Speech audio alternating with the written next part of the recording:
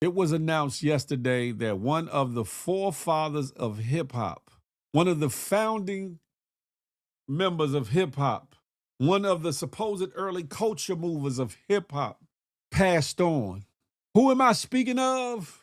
Lance Taylor, better known as Afrika Bambaataa. Afrika Bambaataa, the same one who was the head of the Zulu Nation, for those that know. The same one who headed up the group Soul Sonic Force, for those that know. Lance Taylor, born April 17th, 1957, died on April 9th, 2026. Known professionally as Afrika Bambaataa, was an American disc jockey, DJ, a rapper, and record producer. He was notable for releasing a series of genre-defining electro tracks in the 1980s that influenced the development of hip-hop culture. Bambaataa was one of the originators of breakbeat DJing, allegedly, through his co-opting of his street gang Black Spades into the music and culture-oriented organization Universal Zulu Nation. He helped spread hip-hop culture throughout the world. In May 2016, Bambaataa left his position as the head of the Universal Zulu Nation due to multiple allegations of child sexual abuse dating as far back as the 1970s. For some of you young whippersnappers who may not know or off the top of your head can't think of songs that he might have been a part of, true hip-hop heads will definitely remember songs like Play at Your Own Risk, Looking for a Perfect Beat, Frantic Situation, which was also on the iconic, legendary movie Beat Street, which engulfed and was made about all the elements of hip-hop, and most notoriously or most celebrated for the song Planet Rock. He's accredited from his hood of Bronx River Projects in the Bronx of turning the Black Spades into the Zulu Nation, as well as consolidating other gangs into the Zulu Nation. In doing so, he became a power structure in the Bronx and in New York itself. The Zulu Nation kind of birthed its own religious founding in hip-hop through Afrika Bambaataa.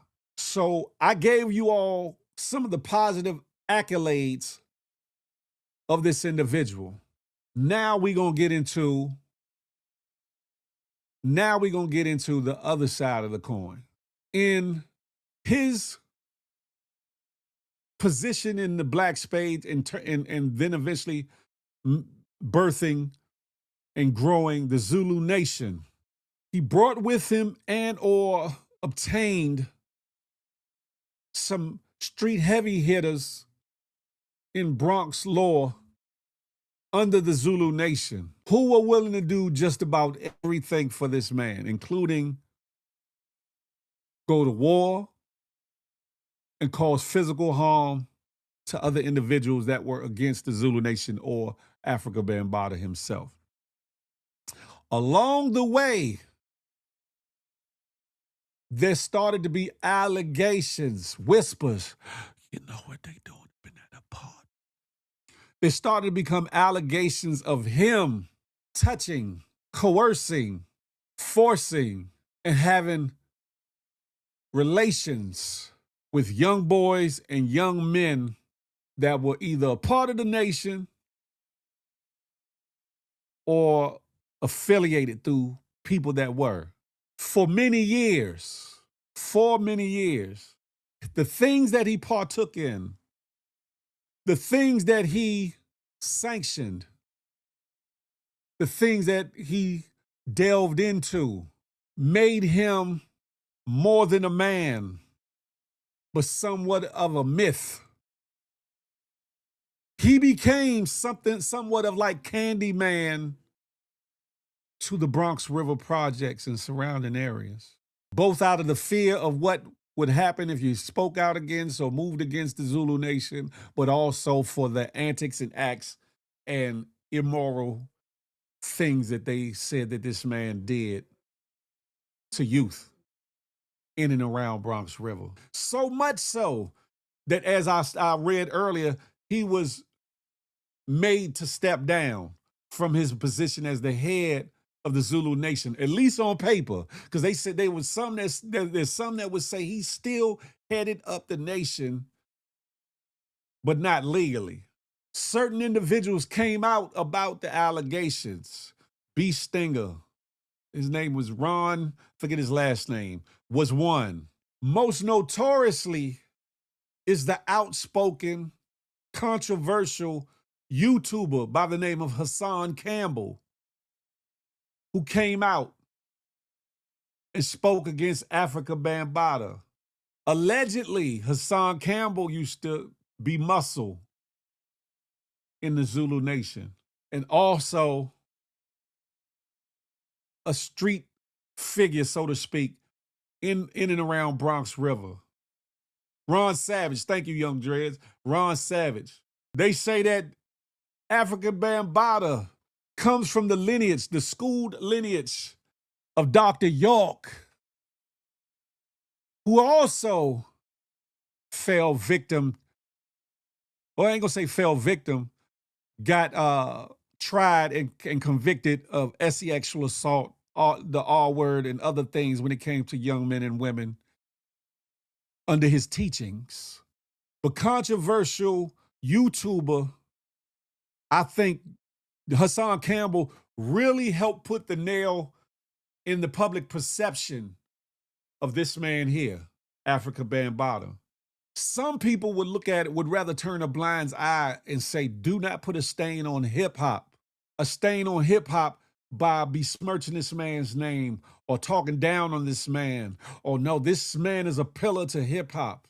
But if all the rumors, allegations, whispers, complaints, factual things say that this man was a sick individual and or monster and or predator, should that pillar be destroyed and removed from off of the foundation of hip hop?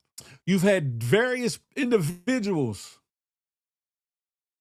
from up and down the echelon of hip hop speak for this man in spite of, and some that spoke against this man in spite of.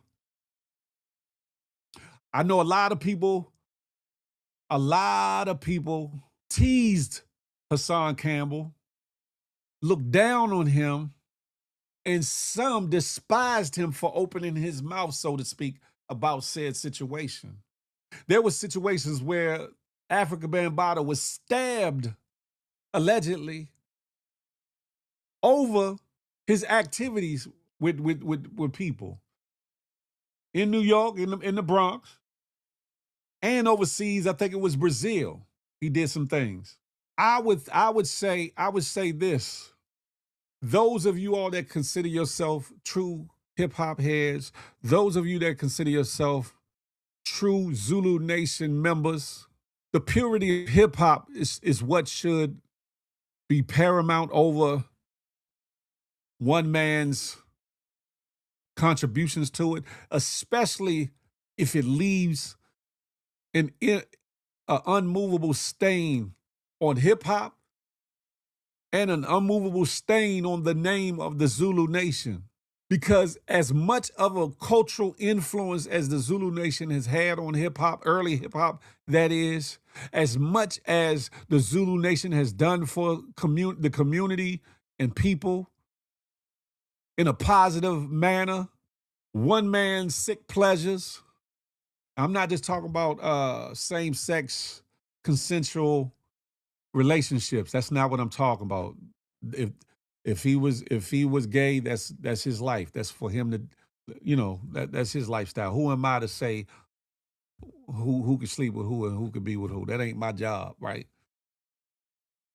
But if he used his status,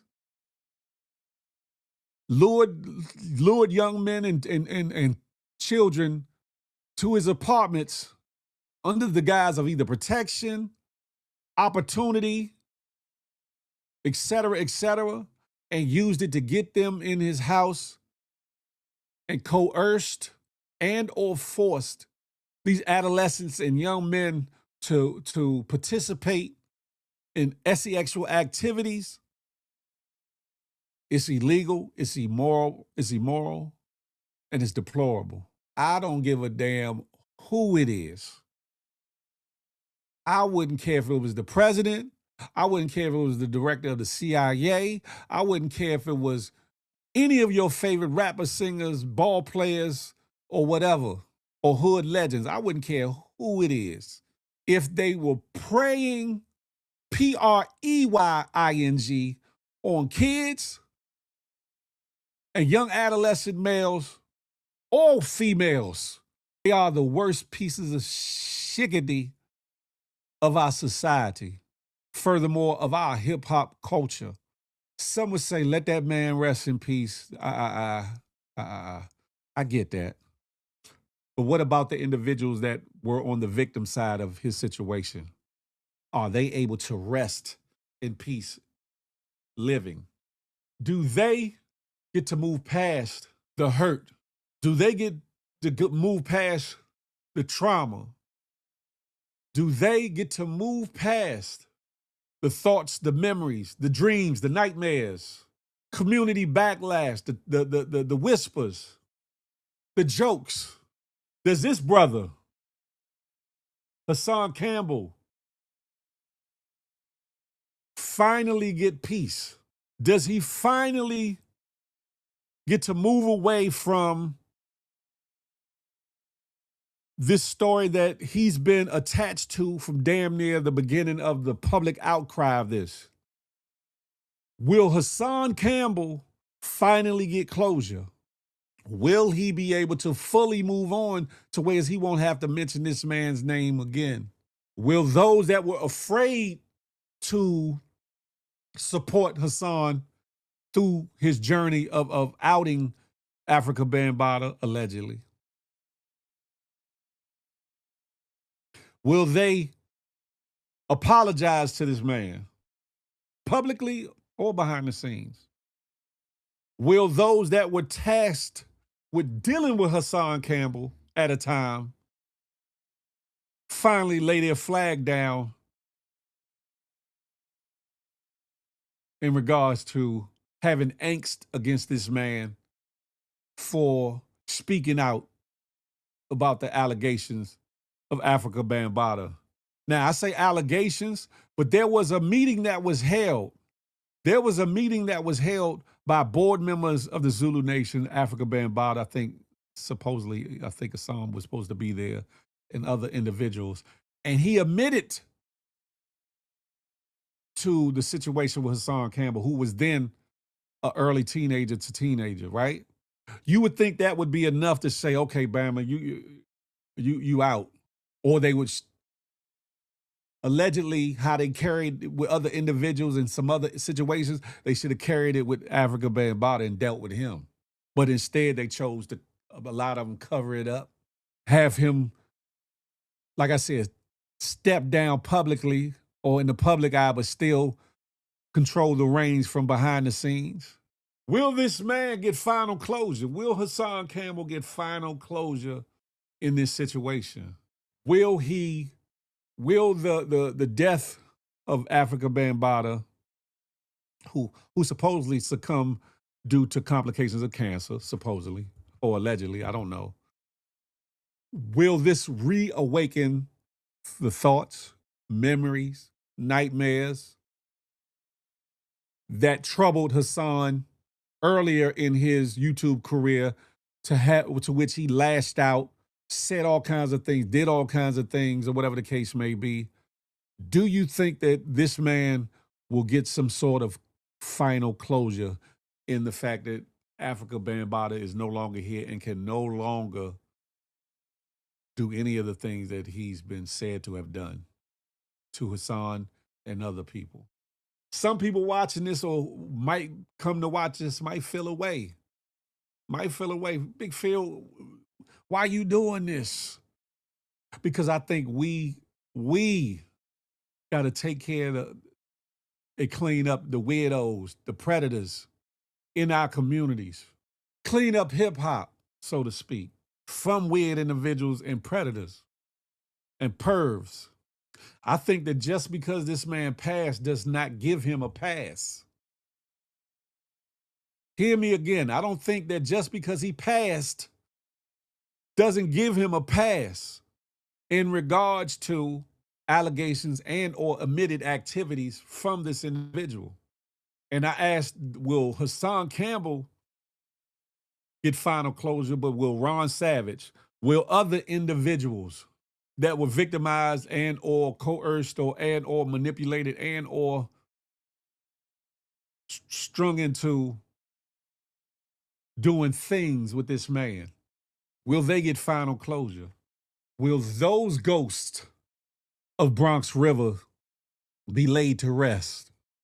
Will those whispers in the hallways of Bronx River apartment buildings, tenement buildings, whatever you want to call them, project buildings, with the whispers, the invisible ink writing on the walls, will they go away?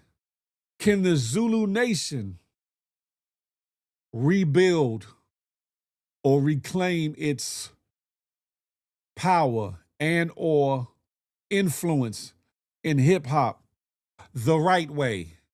Will it be able to clean up the mess totally caused by the allegations and omitted activities of this man here, to be able to put themselves back in the highly esteemed place in hip hop?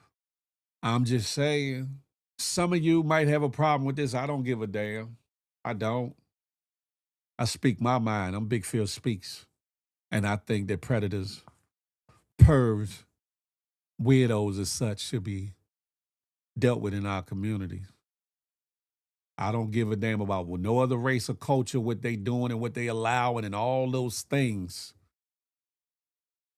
That does not give an excuse or pass or a blind eye or head turned away from what may be going on your block, in your building, in your street, in your hood, in your city, when it comes to your own people. People don't get a pass from that. I would say this. I hope that he has made it right with God.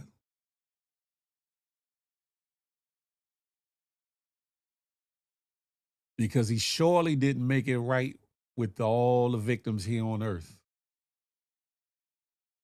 They say allegedly that things were going on in the Bronx River and surrounding areas for decades.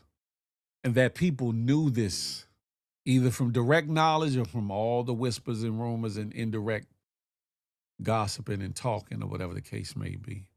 To all the individuals that knew this was a thing, to all the individuals that knew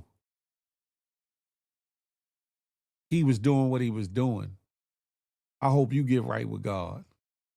Because